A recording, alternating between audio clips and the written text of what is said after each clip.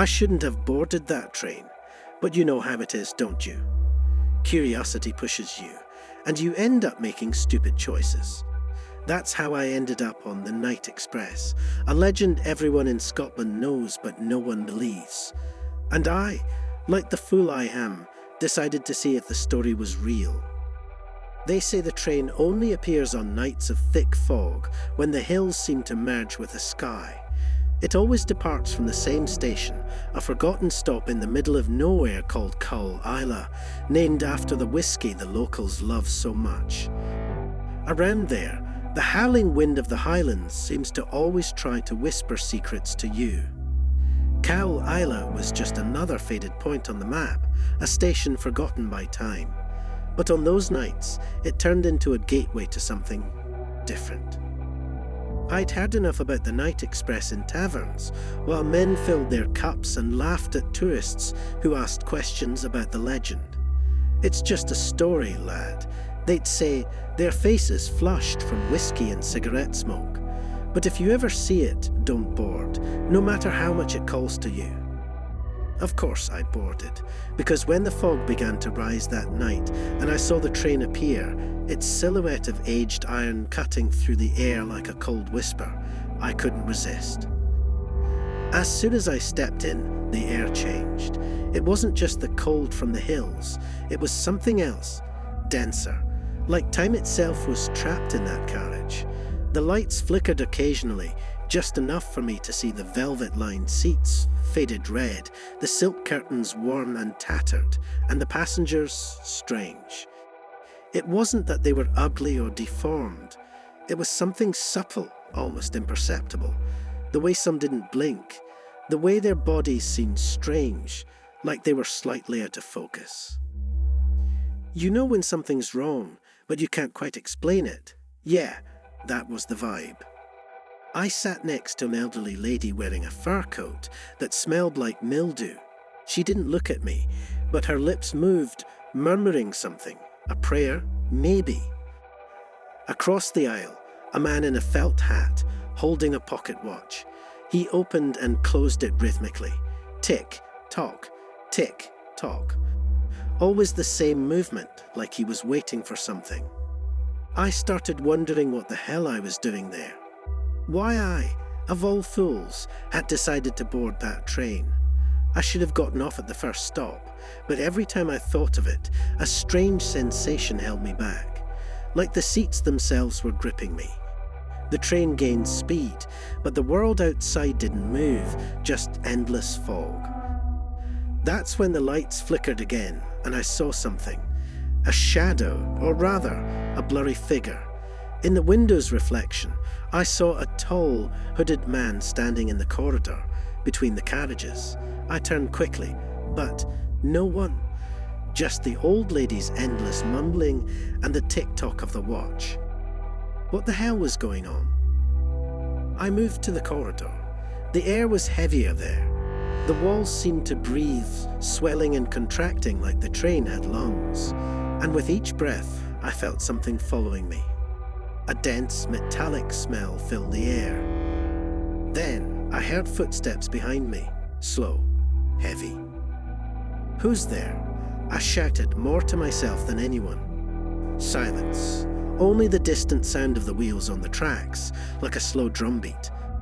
I went back to my seat, but it wasn't there anymore. The carriage looked different, as if its layout had changed. Every door I opened led me back to the same corridor, like I was stuck in an endless loop. I started running, opening door after door, always ending up in the same place, until finally I found the engine room. The conductor was there, his back to me.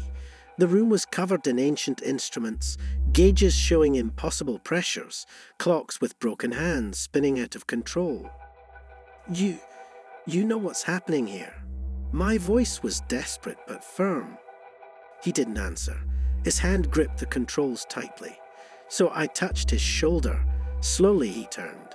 And what I saw was like staring into emptiness. It wasn't a violent sight, but it consumed me. I stumbled back into the corridor. Now the voices began. low whispers in languages I couldn't understand, a macabre chorus following me through the carriage. The passengers' figures started to disintegrate little by little, and with each inch that disappeared from them, something inside me faded too. A piece of who I was slipped away with every moment. I knew I was nearing the end. And now here I am, standing in the corridor, feeling the train slow down. There's no way out for me, and no matter how much I fought, I know Cal-Isla is calling me back. I can feel the cold of the iron surrounding me, the sound of the tracks devouring me. I told you the train only appears for those who can't escape what's coming, and guess what? I'm one of them.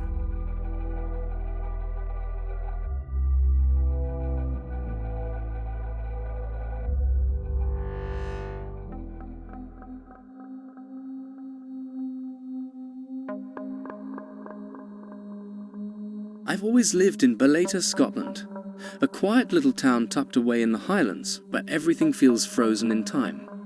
It's peaceful for the most part. I would sit in the same little pub every evening after work, drinking a beer, talking to the same old faces. Nothing ever happened here. That was until I found that chap room. It started off innocently enough. You know how it is? You're bored, restless, maybe looking for a little adventure without leaving the comfort of your chair. I stumbled across this old forum dedicated to paranormal experiences. I was never really into that sort of thing. More of a skeptic, honestly. But there was something different about this place. It wasn't filled with the usual nonsense. No over-the-top ghost stories, no typical horror cliches. Just people seemingly normal sharing strange occurrences. And then there was one post that caught my attention. The title was The Watcher. The author described living in a small town and how someone had started watching him through his screen. The words were simple, they carried a weight, like the guy was practically begging for someone to believe him. It wasn't one of those exaggerated monster tales. It was subtle, unnerving. Once you're seen, he wrote, you can't be unseen. Curiosity got the best of me. I replied, asking for more details. I didn't know what to expect, but within minutes, I got a response. The user, called Watcher444, claimed to know where I was, said he'd seen me, that I'd already been marked. Marked? I laughed to myself, thinking it was some weird joke. I replied, all right, Watcher, if you know where I am, tell me. Describe the pub I'm in. Seconds later, a reply. There's a fireplace to your left. 2 men and a woman sitting at the bar. You're wearing a blue jacket. My heart skipped a beat. I froze. I was wearing a blue jacket, and there was a fireplace to my left. But I hadn't told anyone where I was, hadn't posted any pictures, nothing. It was a lucky guess, I said to myself, but I couldn't shake the creeping unease starting to crawl up my spine. For a moment, I thought about leaving. But I stayed, determined to test him. All right, Watcher, you've got my attention. Now what? Watcher 444 responded again, this time slower. Go home, you'll see. Now my heart was racing. The pub, once a cozy refuge, suddenly felt suffocating. I paid my tab and stepped out into the cold night air, the familiar streets of Baleta suddenly feeling foreign. My house wasn't far. Just a 10-minute walk. But tonight, it felt like an eternity. Every shadow seemed to stretch, to twist and change under the dim streetlights. When I got home, everything was as it should be. My keys jingled as I slotted them into the lock. The hallway light flickered, casting the same warm glow as always. I laughed at myself for being so jittery, for letting some random forum get to me. Then my phone buzzed. A notification from the forum. I hadn't opened the app, hadn't touched my phone since I'd left the pub. The message simply read, check your living room. I didn't want to. God, I didn't want to. But I went. I walked into the room, and everything seemed normal. The worn-out couch, the cluttered coffee table full of books, everything was in its place. But something felt wrong, like there was an invisible weight in the air. Then I saw it. My laptop, which I hadn't touched since the morning, was on. The screen displayed a live feed of my own living room. From above, as if someone was watching me from the ceiling. My stomach churned. How was this possible? The camera on my laptop wasn't on. It couldn't be recording. I rushed to shut it down, yanking the cord and pulling the battery out. But when I looked up, the feed was still running, frozen, still showing me standing in my own living room. And then the figure appeared. Just a faint silhouette at first, barely noticeable. It was standing in the farthest corner of the screen, watching me. My heart pounded faster than my mind could process. The silhouette didn't move, didn't breathe. It just stood there, as if waiting for me to acknowledge its presence. I turned, expecting to see someone standing in the corner of my room, but there was nothing, just empty space. When I looked back at the screen, the figure was closer. I didn't remember how long I stood there, staring at the laptop, my mind screaming at me to run, but my legs glued to the floor. Then the final message popped up in the chat. I warned you. Once you're seen, you can't be unseen. The screen went black. I didn't know what it was, some twisted prank, a virus, or something else entirely, but it didn't stop there. Every time I leave the house, I feel eyes on me. Every time I open my laptop, the feed returns, showing my own home, my own movements, even when the camera is off. There's no escaping it.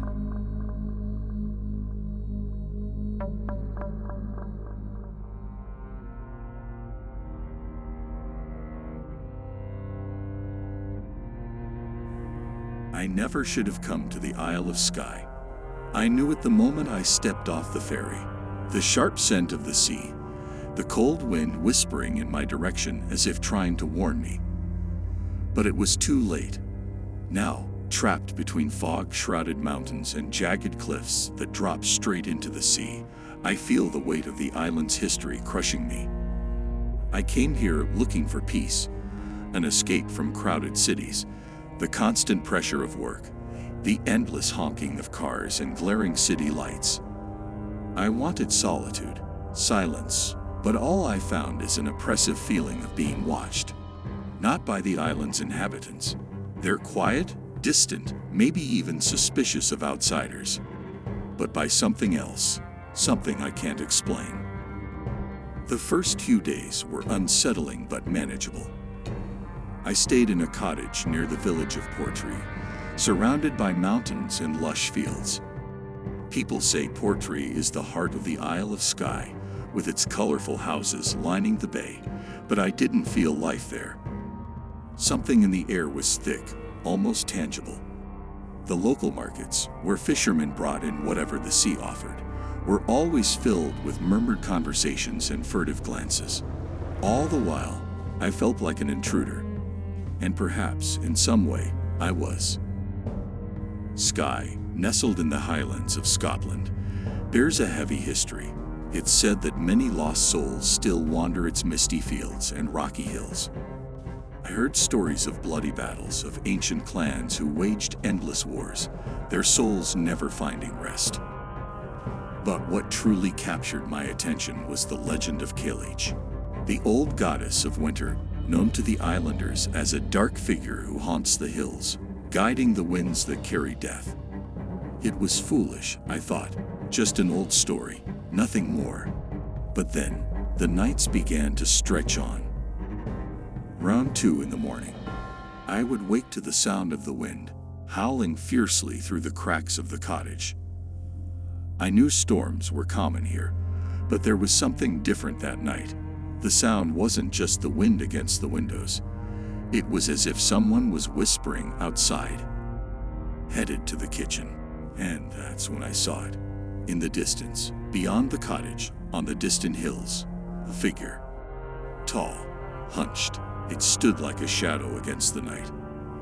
I stood there, frozen, waiting for my eyes to betray me, hoping it was just a tree or a rock poorly lit by the moon. But it wasn't. I knew what I was seeing.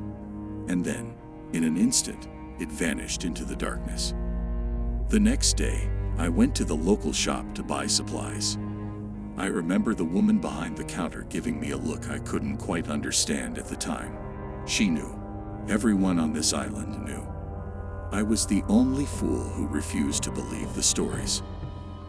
I asked her about the hills, about Caelid, but she just looked at me with tired eyes and muttered something in Gaelic before turning away. Her message was clear. Don't go there.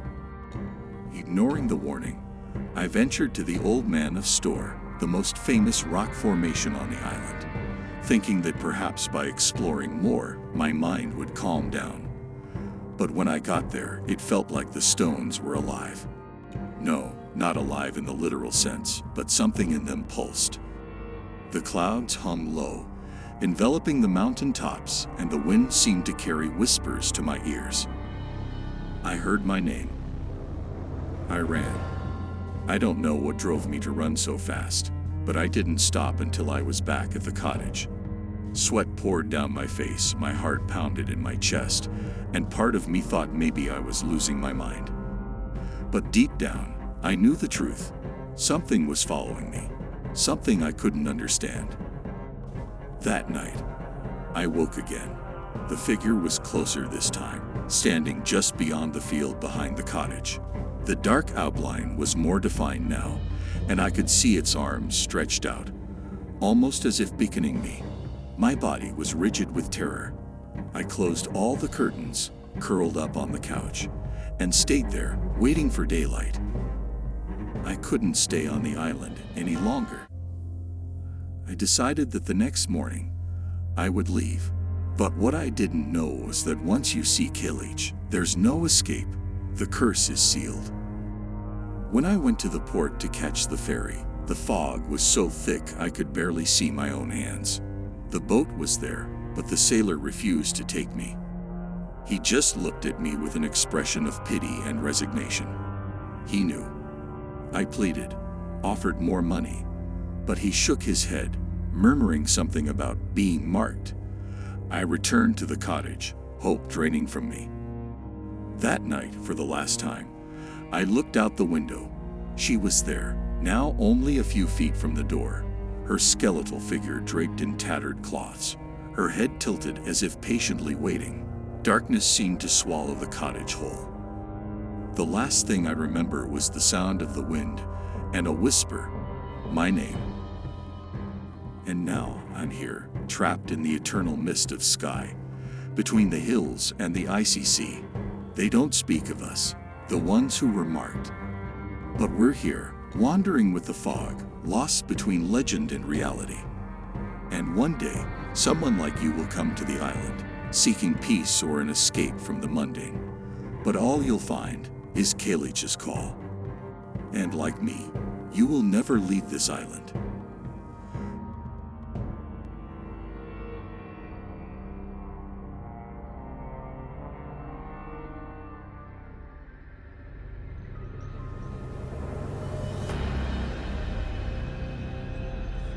It has been 4 months since I arrived at Stroma, a desolate rock in the North Sea, cold and unforgiving. I thought I was prepared for the isolation. After all, it was my 4th post as a keeper. But Stroma is different. There's a weight here, heavy and suffocating, like a thick fog you can't see, but feel pressing against your skin. I'm not a man prone to whims or superstitions, but things are changing. Or maybe it's me changing. There are 2 of us always. The board insists on it. Isolation can crack a man's mind, they say. You need a second keeper, someone to share the burden. James is my partner, a sturdy Highlander from Inverness. He says little, but I catch him watching me sometimes, as if waiting for something. That look, his eyes, hollow like the sea itself, leave me unnerved. More than once, I've found him pacing the lantern room at night, muttering under his breath. When I ask, he claims it's the wind, but we both know it isn't. Not always. I'll admit, the first oddity was something small, a missing logbook entry. James swore he'd written the nightly wind speed, but the ink wasn't there. Strange, eh? He laughed it off, though I saw him check his pocket twice, where he keeps that fountain pen of his. And then there's the scratching. We lock the tower at night, but without fail, there's always this faint scratching on the walls, like nails scraping against the stone. I convinced myself it was seabirds, their claws perhaps, but James says he's heard it too. Louder when he's alone. 3 nights ago, it grew louder still. We went out with lanterns, circled the tower, searched every inch of that blasted rock. Nothing. No footprints, no signs of life. But I swear, I saw something then. A figure, standing just beyond the light's reach, its form barely a suggestion in the thick air. I blinked, and it was gone. No, it was never there. I shake my head now, but... James hasn't been the same since. He barely speaks anymore, and when he does, it's nonsense about the island. He keeps saying, it watches, it waits. I've caught him in the lantern room again, staring into the fog, like he's waiting for something. I fear his mind's slipping, and damn it, it's starting to get to me too. Last night, the fog was thicker than I'd ever seen. We couldn't see the water, couldn't even see the rocks below. I manned the lantern while James stayed below in the quarters. And then, in the middle of the night, I heard it. Footsteps, slowly, deliberately ascending the spiral staircase. But I was alone. I knew I was alone. James? I called, the echo of my own voice bouncing off the cold walls. No answer. I grabbed my lantern and descended, the light flickering as I moved. I reached the living quarters, and there he was, James, sitting at the table, staring at nothing, his eyes glazed over like a man lost in a dream. James! I shouted, gripping his shoulder. He didn't flinch. And then, his lips moved, barely a whisper. It's inside now. The lantern flickered, and for a second, just a second, I thought I saw something standing behind him. Tall, gaunt, its face obscured in the shadows. But then it was gone. Was it my mind playing tricks? It must be. I retreated to my room, bolting the door behind me. But sleep never came. How could it? I heard the scratching again. This time, it wasn't outside. It was in the walls. Today, James is gone. His coat and boots are still here, but no sign of him. He wouldn't leave. He wouldn't. I've searched the island, called his name till my throat felt raw, but nothing. The fog is thick again tonight. I can barely see my hand in front of my face. I thought I saw his silhouette down by the rocks, but when I approached, there was nothing. Just the waves crashing violently against the shore. I tell myself he'll come back. He has to come back. But now, as I sit alone in the tower, I hear it again. Footsteps. Slow, deliberate, moving up the staircase, just as they did last night. My heart races. Sweat beads on my forehead. I hold my lantern, hand trembling, and wait. Maybe it's James finally returning. But deep down, I know it's not. And now I hear it, scratching at the door. The wind is howling outside, but this sound is deliberate, purposeful. It's getting closer, closer. I stand. There's nowhere to go but up to the lantern room. I climb step by step, each one heavier than the last. The scratching follows me. I can feel it, right behind me. I reach the top, lock the door. My breath is shallow, panicked. The light of the lantern flickers, casting twisted shadows across the walls. I tell myself it's just the fog, just the wind, but the scratching is at the door now, relentless. And then, silence. I stand frozen. My heart pounds in my chest and I wait. A faint whisper. It's inside now.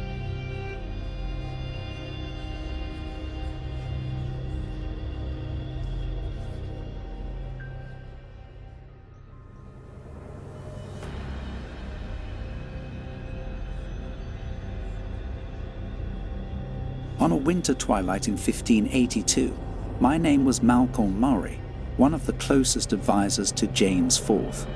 My role, they say, was to manage the kingdom's finances, ensuring the coffers of Edinburgh Castle remained full and that the king had everything he desired. But life at court wasn't just numbers and coins. It was the whisper of old legends echoing through the stone corridors, the shadows that danced along the walls, the oppressive weight of history. Edinburgh Castle was a sleeping giant haunted by memories that echoed through the windy nights. Stories told by soldiers and servants were enough to chill the blood. Prisoners who vanished, moans from the dungeons, ghosts of fallen warriors wandering in search of justice. There was something more, a shadow that seemed to stretch into every corner of the castle, something unseen but felt deep within the soul. One night, the king summoned me in secret. "Malcolm," he whispered, "I have seen something." His eyes were dim, as if the weight of the world rested on his shoulders. He spoke of a spirit that visited him at night, a female figure dressed in rags, her skin pale and eyes empty. He knew, as did I, the tales of the White Lady, a spectre wandering the halls, eternally trapped in mourning over her execution hundreds of years ago within those very walls. And yet, there was something more in James's eyes, something that hinted this was no ordinary legend. I assured him I would investigate thoroughly, although in my heart, a sense of unease was already growing. The first presentiment occurred as I descended into the crypts, where an unnatural chill enveloped me, as if the air itself refused to touch my skin. There I found an old manuscript abandoned, its pages yellowed by time. As I opened it, a single word seemed to pulse in red: Decade, Gaelic for seek or follow. My fingers trembled as I touched the page, and for a moment I saw, oh God, I saw the figure of the king himself reflected in a puddle of water that didn't exist, with his eyes gouged out and mouth agape in an eternal scream. In the following days, I dedicated myself to further investigation. The reports were numerous but vague. They said the White Lady was merely a shadow of a greater horror, something dating back to ancient times when pagan rituals were performed on the castle stones to appease a hungry entity. The more I read, the more I felt that this story was far more than a mere legend. Something was awakening, something that craved blood, that demanded sacrifice. The second presentiment came during a morning walk through Edinburgh's markets. I was distracted, lost in my thoughts, when a gypsy approached me. She looked directly into my eyes and said, "The moon will reflect your soul, counselor, and when you see your face in the darkness, it will be too late." Her tone was serious, threatening. Those words stayed with me, crawling through my mind like serpents in the dark. The final night arrived. The king summoned me once more, pale as death, and spoke of what he had seen. She was there, Malcolm, inside the mirror. She showed me my future.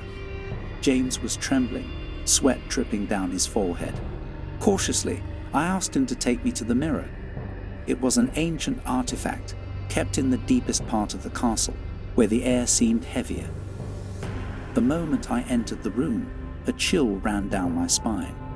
The walls seemed to vibrate, pulsing with some strange energy. When I looked into the mirror, I felt my heart stop for a second. There was no reflection, only emptiness. And then I saw a movement behind me. Oh no! I turned quickly, but there was nothing there. The king stood pale, his eyes fixed on the mirror. And then she appeared, the White Lady. Not as an ethereal ghost, but as flesh and blood, her face twisted into a mask of agony. She looked at me, her hollow eyes burning into my soul, and whispered, "The cycle must be completed." The door behind us slammed shut, locking us inside. The king tried to run, but I was paralyzed, hypnotized by the figure that now approached us. She didn't walk, no.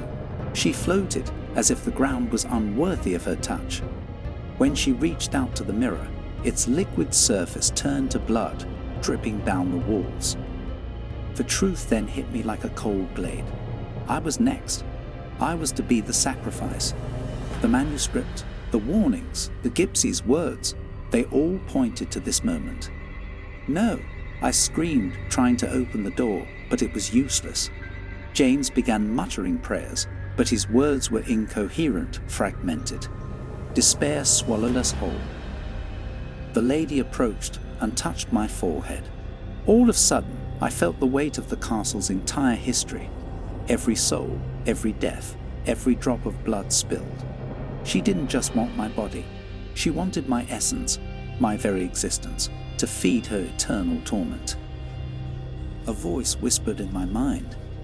It wasn't the lady's voice, it was my own. You always knew, Malcolm. You always knew this moment would come. And in a flash, I realized that I had made a pact long before becoming her advisor. I was the one responsible for the curse, for that entity's hunger centuries ago. And this was my end, a death destined since the dawn of time. Without warning, the mirror cracked, and on the other side I saw my reflection. But it wasn't me. It was the king, with the same terrified gaze, and in his face I saw the smile of the White Lady. She was me. I was her, trapped in an endless cycle of pain and madness. In the final moment, as the mirror shattered, I was pulled into it. The world around me dissolved into darkness and cold, and all that remained was the sound of my own screams echoing in the depths of Edinburgh Castle. I never left that place, never, and I'm sure I shall not.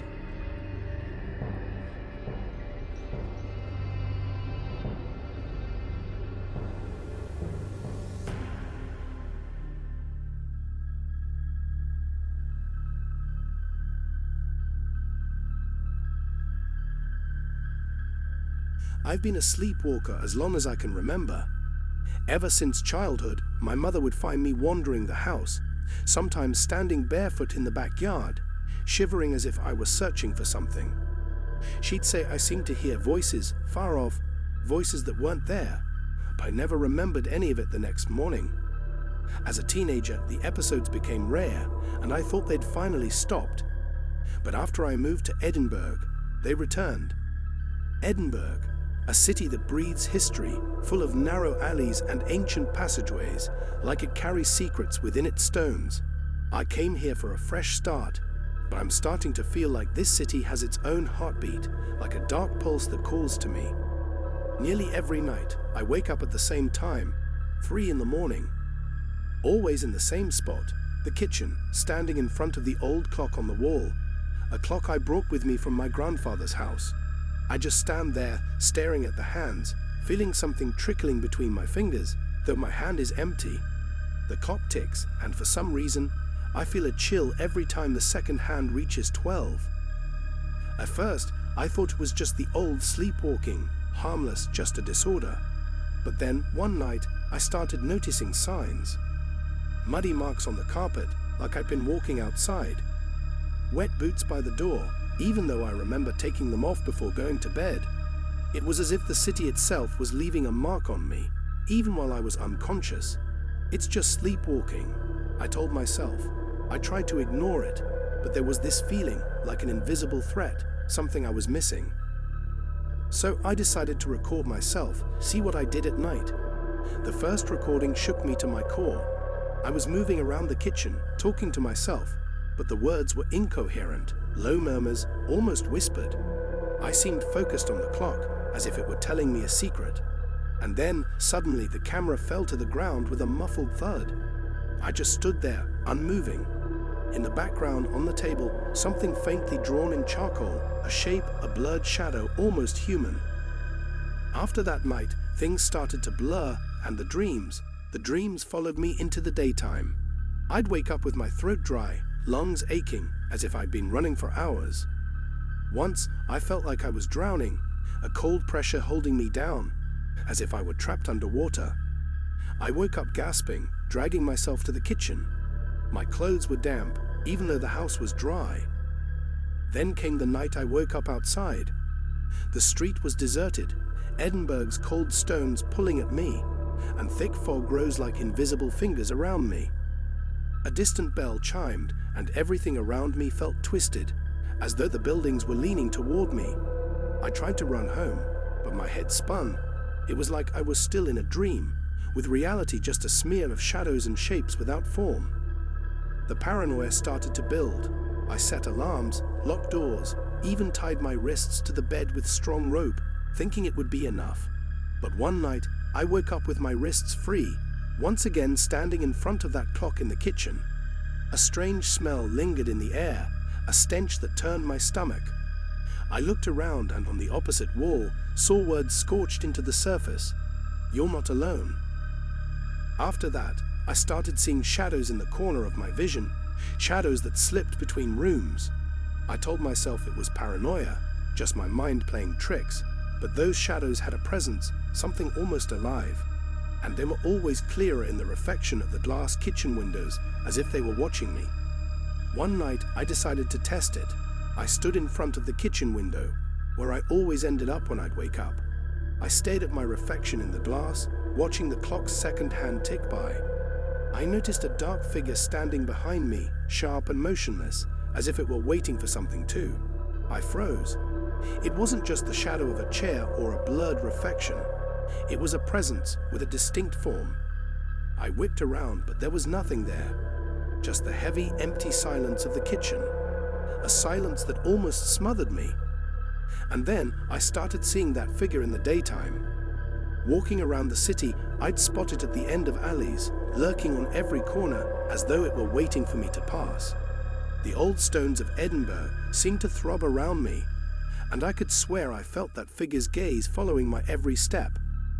It was in the early hours of one of these nights that I saw it for the last time, right before losing consciousness. I was in front of the clock, the hands ticking faster than usual. My head felt heavy, a deep exhaustion pulling me down. I tried to fight it, but it was useless. The room darkened, and in that final moment, I felt the shadow moving closer until everything faded to black. When I woke up, well, I'm not entirely sure I did.